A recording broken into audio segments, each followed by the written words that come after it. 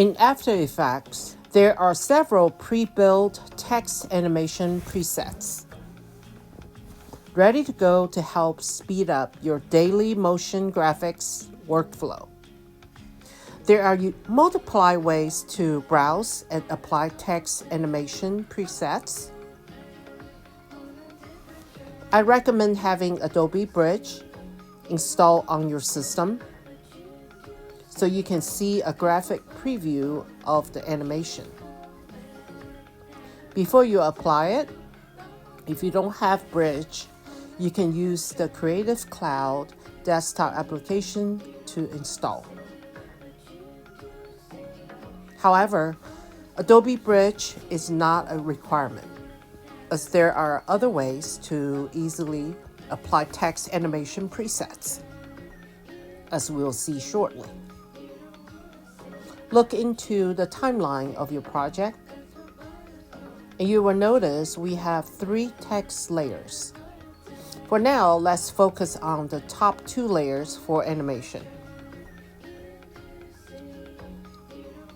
Let's zoom in on these 2 lines of type and hold down the Z key. And moving our mouse over the composition panel, when you do that, you should notice your mouse is turning into a magnifying glass. Click and drag a box starting in the upper left, and then go to the lower right around these layers. And then let go of your mouse. And then let go of the Z key. Depend upon how close you drew the box will determine how far you zoom in. You can use the Command key and the period key to zoom in and out. Just make note of the magnification down here in the lower left corner of the composition panel. Go to the timeline and then select layer 1 and browse the presets.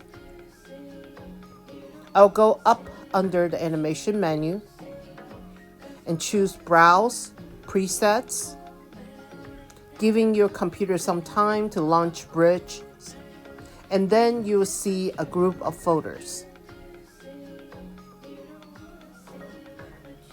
Go to the lower right corner of the Bridge and then drag on the magnification slider and zoom in on the folders. And there are, and let's navigate the text folder. Double click to look inside. Browse the presets where the text animates into the scene.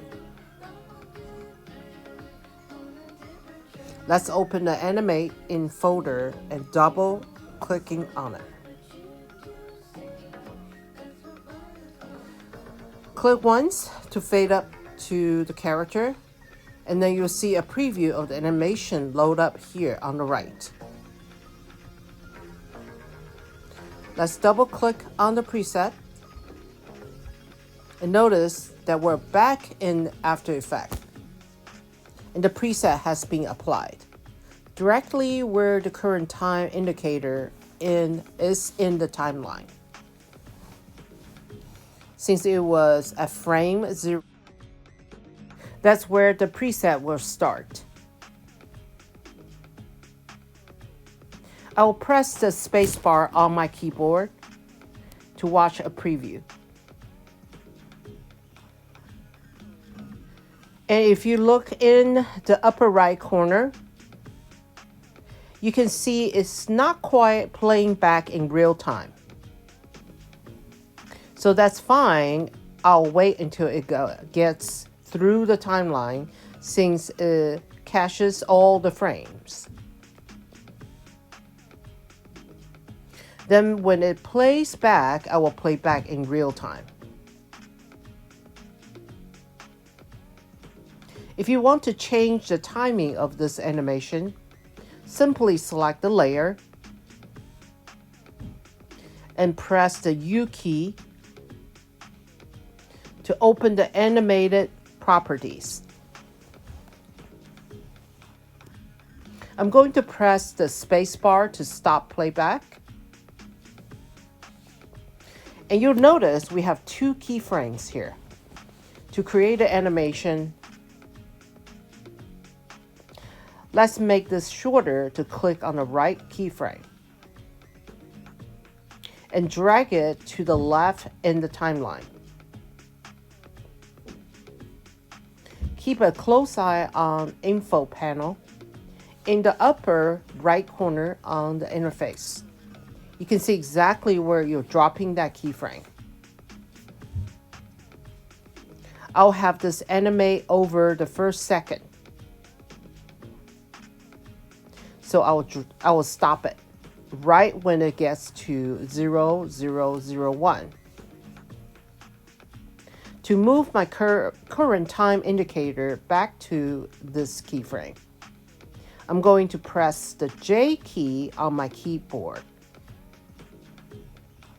If your current time indicator was on the other side of the keyframe, you want to press K to move to the keyframe.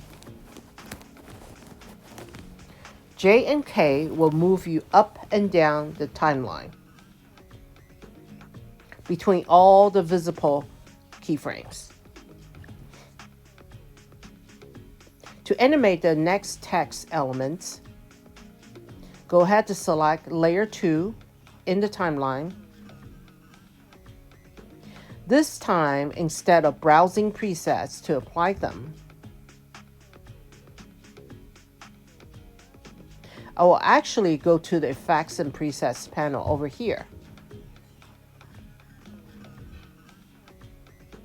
Notice there are animation presets right here on this side.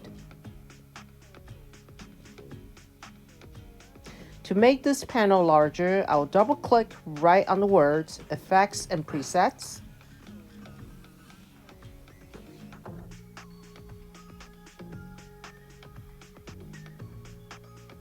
Now I can open up my animation presets. And in here, I will go to the text area. And then under text, I will go to Animate It.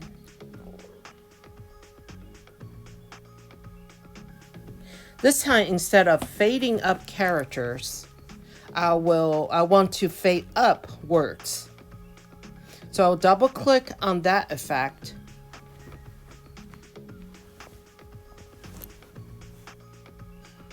Let's double click on the Effect and Presets panel and see if our effect has been applied.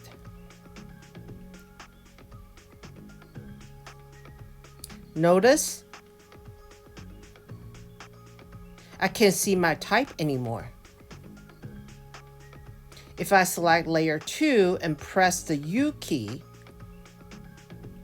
there are my keyframes. So now, if I move my current timeline indicator to the beginning of the timeline, now we can see our entire animation. Applying and working with text animation presets is actually a great way to learn a little more about what's possible in After Effects. If you are not happy with the timing of the presets, remember you can always open the timeline and slide keyframe around to make adjustments.